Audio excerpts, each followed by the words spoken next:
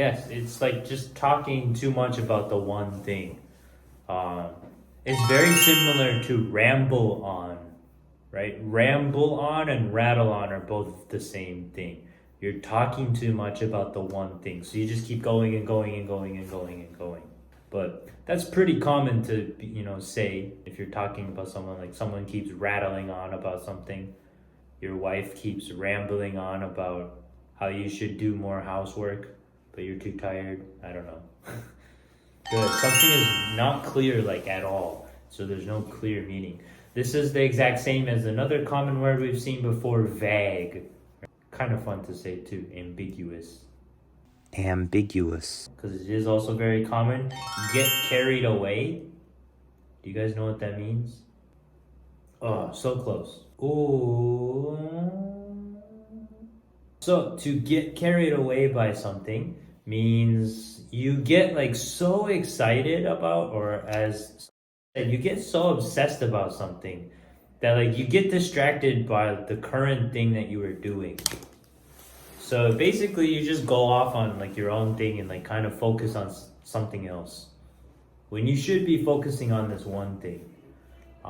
This is a very common phrase. So yeah, just getting like busy with something else. It can mean you get excited so you do something else, or you just are busy doing something else when you should be doing the main thing. Bye. So this one would be like good to use in like a situation. Apology, pretty commonly used. Like, sorry, I got carried away doing something else, right? I got carried away on my project, so sorry I was late for class. I got carried away looking at my phone, like, so I didn't see the traffic light change.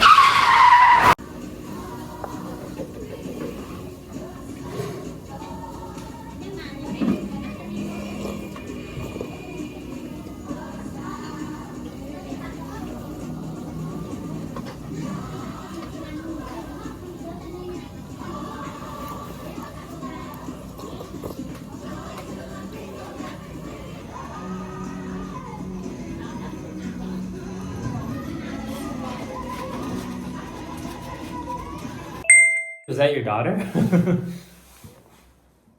It sounds like someone's hitting something. I personally choose ramble on because it's a little bit more wider in situations. Because ramble does have like some other kind of meanings, but it essentially in the end it means the same thing.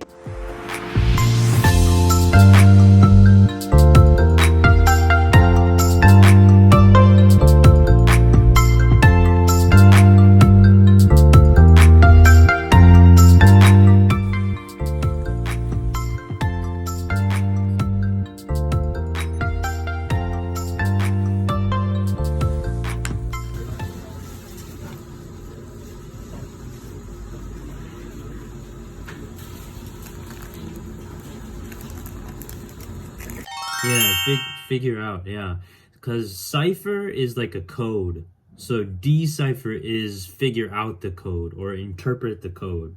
This is a sort of figurative thing where we can use this for anything that is like a code. So for example, if someone's handwriting is really, really bad and like I can't read it, you can think of it then as it's like a code that no one else can solve, right? So to try and read it, it's like deciphering it. So like it is hard to decipher handwriting because it's so bad. Yeah, like a mountain, you need to have a beginning and then a problem and reach the top point, and then you need to come down this mountain, the denouement. So yeah, in other words, you need to have a beginning and a middle and an end. I think especially with like metaphors and similes, like descriptions of things, those will really help you make the descriptions better. It wasn't in my view, so I didn't see it or understand it, but now it's in my view, so I can understand it more now, right? So it's put into perspective.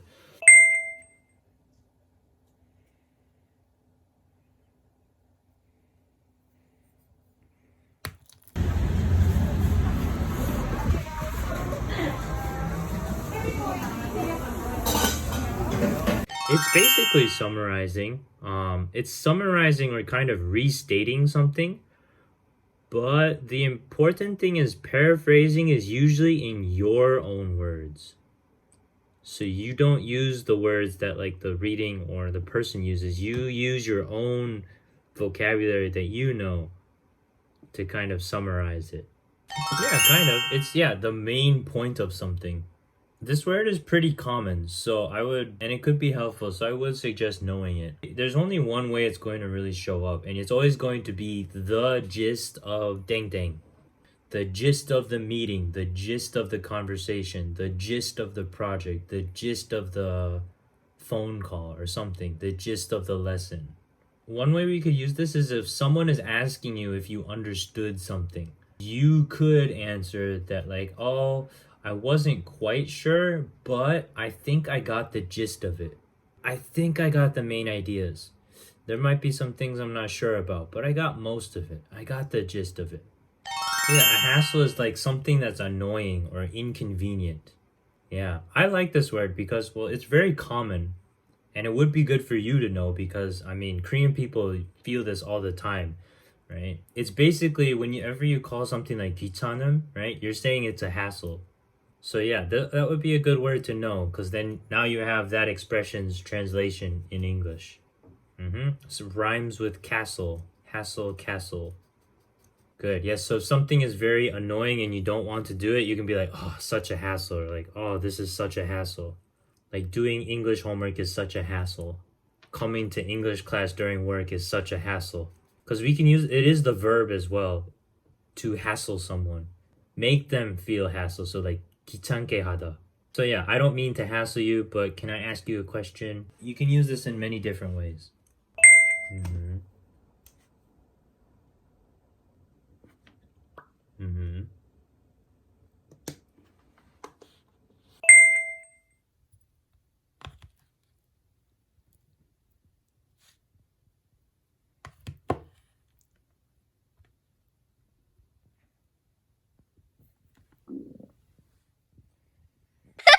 What does it mean to grasp something, just in general? So it's just another word for grip. For figurative grabbing, right? Usually we're going to use this for like understanding some sort of concept or a chance, right? So something appears and like you want to figuratively grab it. Kind of like gist and decipher. So you have something that you're trying to understand. Once you figure it out, you can say you grasped the idea. You got the idea of what was happening. You understand. You didn't understand something, we could say I couldn't grasp what was happening. If you want to, you can even put gist with it. I couldn't quite grasp the gist of the conversation. You're going to use this to try and like turn your focus to something. So often when you have a machine or some sort of sensor, you need to zero it. So you need to make sure it starts at 0. Because if not, the measurement is not correct. So you need to make it on one point. So that's kind of where the idea comes from, is I need to focus on exactly one point. Another way to think about it, zeroing in on is also like aiming a gun, right? When you're aiming the gun, you look down the sight and you're targeting your target. That is also zeroing in on something. Yes, so you are focusing on a specific target. So then when we're using it in conversation, it's the same idea. There's something I want to focus on, so I want to talk about it. So, maybe in like a meeting, we can use this as like, okay, we need to zero in on the problem of why it's always late. We need to figure this out. We have to zero in on this problem. We have to fix it somehow.